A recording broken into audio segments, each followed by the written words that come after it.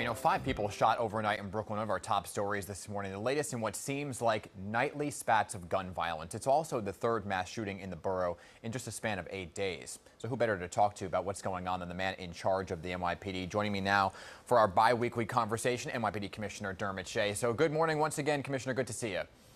Hey, good to be on, Dan.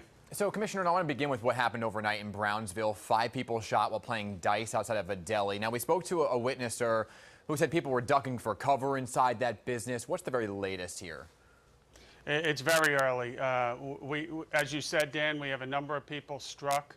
4 of the 5, I believe, were removed to area hospitals. 1 did not even require going to a hospital. They're all expected to survive, and the detectives are out there right now. It's a little preliminary to go beyond that. I'm glad everybody's going to expect it to be okay, because just a few days ago, 8 people injured at a playground in Bed-Stuy. So I do want to get an update there where investigators stand. I know some of the suspects were on the loose. Any update? So when you look at that particular incident, we're taking a broader look of not just that incident, but that evening, what transpired across the city. As pieces are coming together, it's becoming a little more apparent that there were a number of shootings across New York City that night that we believe, as more information comes in, may be related. So beyond that, there's gang angles to those shootings, and the detectives are out there working that case. As always, Dan, I mean, these things take time. I think if you look back, sometimes it takes, a couple weeks, sometimes it takes longer than that, but we'll bring whoever's responsible to justice. Yeah, and we also saw a shooting in Queens. Given that these shootings tend to increase over the weekend, right? We hear a lot about on a Monday morning the number of people that were shot over the weekend. What is the NYPD doing? Or do you have a new strategy, Commissioner, I guess, to combat what we see almost every single weekend? Yeah, well, that's a historic. I mean, people out, people having a good time, and one person can ruin it. We know that. And the summer weather where more people are out, this is what historically we see in policing. We prepare for it. We redeploy resources. When you take a step back, Dan, we had a number of shootings last week, but the trend that we're in the middle of right now, this is going to be the 3rd month in a row where we're going to be knocking numbers off those shootings from last year. I believe that's going to be the case in a couple weeks when we finish the month. Yeah. So last week, despite having too many shootings, frankly, it was significantly less. It was 35% less than the year before. So there's a lot of moving parts to this. You're going to hear more about a gang takedown as we end this week.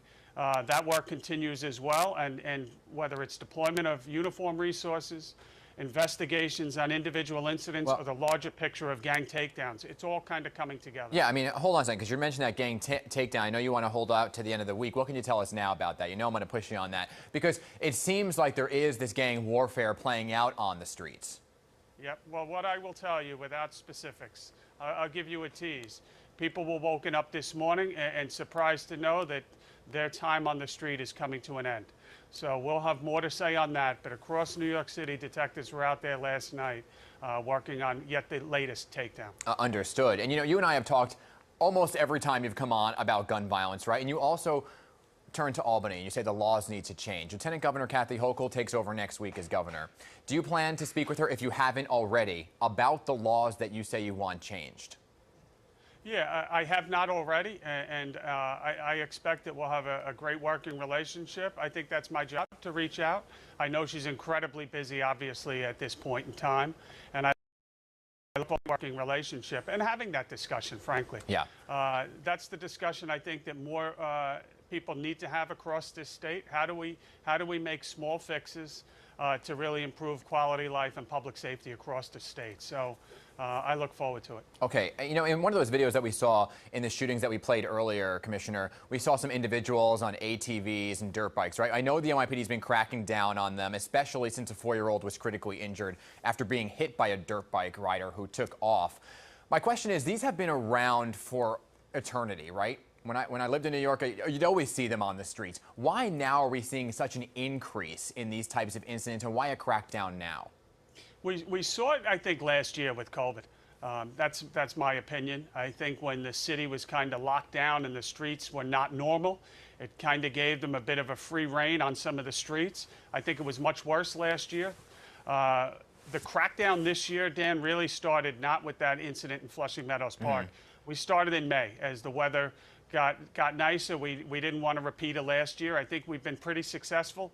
More work to do. We've taken close to 1,700 of these bikes off the street already this year. So it's been, again, one of many strategies. Last year, frankly, we were a little tied up with what was going on with some of the protests and things, but we didn't want to repeat of that this year. Understood. I want to talk about two big headlines right now. One being what's unfolding in Afghanistan, the Taliban pretty much taking over the country. We are New Yorkers, right? Always on a heightened alert. Are there any specific threats, anything the NYPD is doing to bolster security in specific areas because of what's unfolding overseas?